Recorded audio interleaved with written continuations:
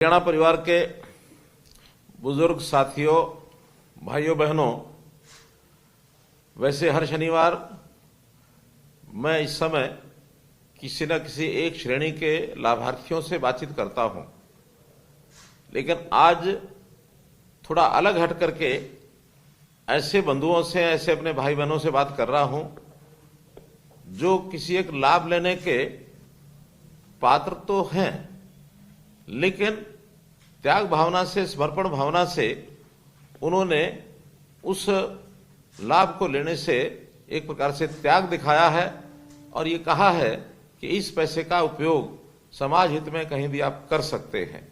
तो ऐसे हमारे बुजुर्ग भाई बहन जो 60 वर्ष के हो गए हैं, पेंशन लेने के हकदार हैं, और हमने जैसी अपनी योजना से सब लोगों को उनके घर जाकर अपने सरकारी किसी भी अधिकारी कर्मचारी को भेज करके पूछवाया कि आप ये ओल्ड एज पेंशन लेना चाहते हैं तो इस पत्र पर हस्ताक्षर करिए। लेकिन आपको जानकारी पहले से होगी ही, क्योंकि आप उसी श्रेणी से संबंध रखते हैं। लगभग प्रदेश में 40,000 ऐसे बंधु हैं जिन्होंने कहा कि नहीं, हम अपना काम अपने आप चला लेंगे, व्यवस्था हमारे पास है, इसलिए हम इस पैसे को नहीं लेना चाहते। जैसे अभी हम जानते हैं कि 2750 रुपया प्रति मास ऐसे बुजुर्ग भाइयों बहनों को मिलता है जिनकी आयु 60 वर्ष के ऊपर होती है और जिनकी पति पत्नी की आय 3 लाख रुपया या इससे कम होती है। और जैसा अगले महीने से अर्थात जनवरी से ये राशि 2750 के बजाय और 3,000 रुपया महीना होने वाली है। लेकिन हमने त्याग का, समर्पण का भाव दिखा करके समाज की सेवा का ध्यान रखते हुए और इस पैसे का जो है सरकार के ऊपर, कोई एक्सचेकर के ऊपर वजन न पड़े, तो ये हमने अपना त्याग भाव दिखाया है। तो इस नाते से ये जो काम हमने किया है बहुत ही सराहना योग्य है और हम लोग इसके बधाई के पात्र हैं। तो भाइयों बहनों, आज मैं आप लोगों से बात करते हुए बहुत संतोष मुझे हो रहा है कि त्याग और समर्पण का भाव इस आयु में आकर के विशेष लोगों में ही होता है। तो आप लोगों ने ये जो काम करके दिखाया है, मैं पुनः आपको बधाई देना चाहता हूं।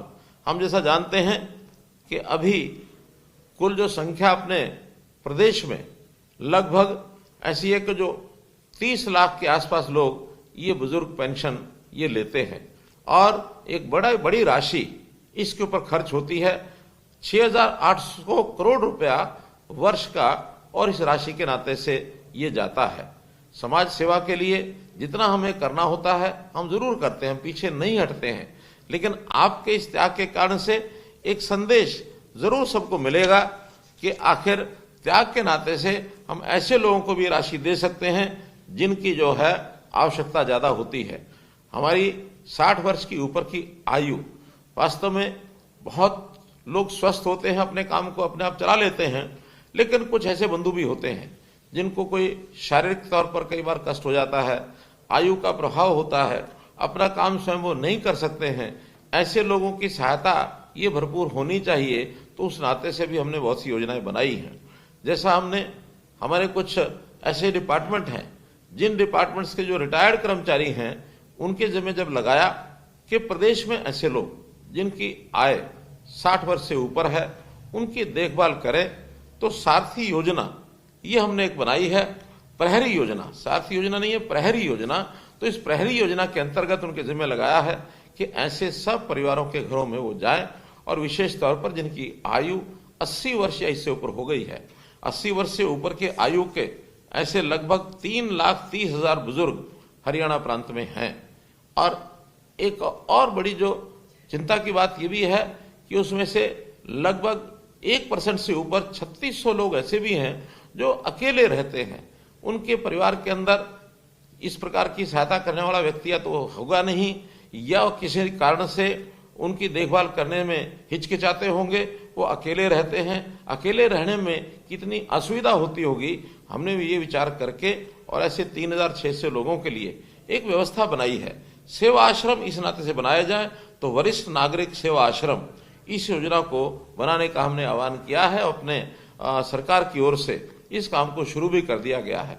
रेवाड़ी में एक ऐसा आश्रम खोला जा चुका है, करनाल में निर्माणाधीन है और अन्य 14 जिलों में इसके लिए भूमि भी और ले ली गई है।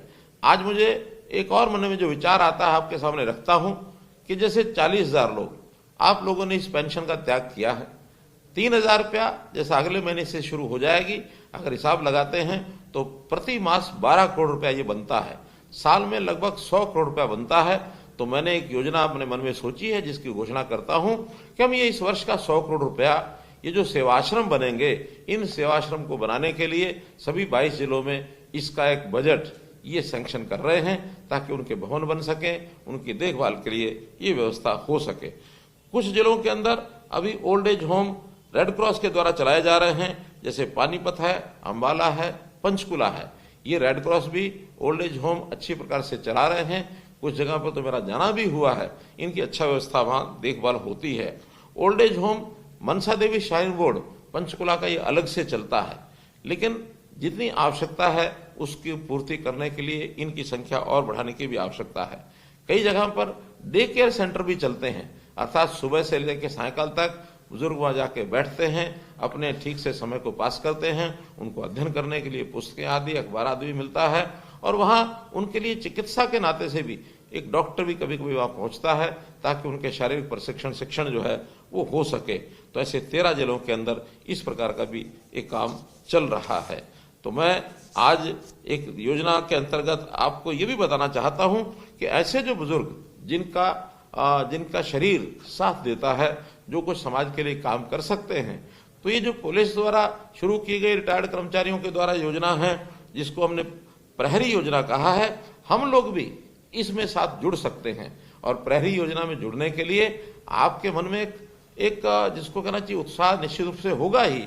आपके मन की अगर योजना इसमें शामिल होने की है तो आपने बहुत एक साधारण से तरीके से इसके साथ जुड़ने का तरीका मैं आपको बता रहा हूं कि पुलिस की हमारी जो सेवा सर्विस 112 है, 112 है। आप 112 के ऊपर केवल डायल करना है, उनसे बताना है कि मैं प्रहरी योजना से जुड़ना चाहता हूं। आपको एक वहां निश्चित व्यक्ति जो प्रहरी योजना का इंचार्ज होगा उसके साथ जोड़ दिया जाएगा। आप अपनी बातचीत उनके सामने रख सकते हैं और आपका नाम दर्ज करेंगे, स्थानीय तौर पर आपको संपर्क किया जाएगा। फिर हम इन 80 वर्ष से ऊपर के लोगों की सेवा के लिए अथवा ऐसे अन्य लोगों के लिए जिनको सहायता की आवश्यकता है, उस सहायता के लिए भी हम जा सकते हैं, जुड़ सकते हैं। ये सामाजिक कार्य है, समाज का कार्य है। सरकार तो इसको करेगी ही, लेकिन समाज के लोग जितने आगे आएंगे उसमें निश्चित रूप से हमारा सबका लाभ होगा। अंत में मैं आप सब लोगों के लिए सद्भावना भी चाहता हूं और आपकी जीवन सुखी आपका जीवन रहे, इस नाते से मैं प्रभु से कामना करता हूं। एक विषय मुझे और अंत में ध्यान में आता है कि आखिर जैसे कोई बुजुर्ग होता है, परिवार की भी चिंता करता है, परिवार में सदस्य होते हैं, युवा भी होते हैं, तो हमारे युवा वो कैसे उन्नति करें, तरक्की करें, कैसे आगे बढ़े, ये हर बुजुर्ग की इच्छा होती है। एक चिंता का विषय इस समय जो हरियाणा में देखने को मिल रहा है कि हमारे कुछ युवा वो गलत आदत के कारण से कहीं ना कहीं संगति उनकी गलत हो जाती है, तो नशे के आदी होते जा रहे हैं। और नशे के आदी होने से अपना जीवन तो खराब करते ही हैं, परिवार का जीवन भी खराब होता है, समाज में विकृति पैदा होती है। तो हम ऐसे नशे को यानी नशा न करे हमारा युवा, इस ओर भी कुछ ना कुछ जरूर विचार करना चाहिए, उनको रोकना चाहिए। क्योंकि नशा सप्लाई करने वाले उनके खिलाफ सख्ती करना ये तो सरकार का काम है, लेकिन जन जागरण करना, जो नशे का सेवन करता है, जो इस प्रकार की ड्रग्स आदि लेता है, उसका जन जागरण ये समाज में सामाजिक लोग ही कर सकते हैं।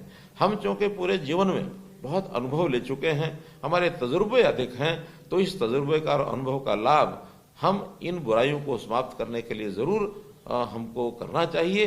तो इस काम यदि हम करेंगे तो हम भी अपनी एक जीवन के अंदर एक भूमिका निभा पाएंगे। और जिस प्रकार से हमने अपना ये पेंशन छोड़ने की बात कही है, तो ऐसी प्रेरणा क्या हम दूसरे लोगों में जगा सकते हैं, तो इस पर भी हम विचार करें। और साथ में एक प्रश्न और आपसे मैं करना चाहता हूं, आपसे व्यक्तिगत बात करूंगा तो उसमें उनके उत्तर आएंगे कि मैं पूछना चाहता हूं कि आखिर 40,000 लोग जो पेंशन नहीं ले रहे, तो क्या ये निर्णय आपने अपने मन से किया है? कहीं किसी दबाव में तो नहीं किया गया है? और अगर दबाव में निर्णय किया है तो आपको निसंकोच बताना चाहिए, आपकी पेंशन चालू हो जाएगी, इसमें कहीं कोई कठिनाई नहीं आएगी। और इस योजना में और लोग कौन शामिल हो सकते हैं, इसके बारे में भी जरूर जो है हम जनता को जागरूक करें और इस नाते से आगे बढ़ें। 60 वर्ष से ऊपर के जो आय के लोग हैं, जो आयु के लोग हैं, इनकी हर प्रकार की सुविधा हम करना चाहते हैं। आपके मन में किसी प्रकार का कोई सुझाव है तो निश्चित रूप से आप हमको बताएं, क्योंकि जो अनुभवी लोग होते हैं, अनुभवी लोगों का लाभ आगे आने वाली पीढ़ी को हो, ये भी बहुत आवश्यक है। तो इस नाते से आपने ये सारी मेरी बात सुनी है, आपका मैं बहुत बहुत आभारी हूँ, बहुत बहुत धन्यवाद करता हूँ और इसके साथ साथ आपकी शुभकामना भी चाहता हूँ। बहुत बहुत धन्यवाद।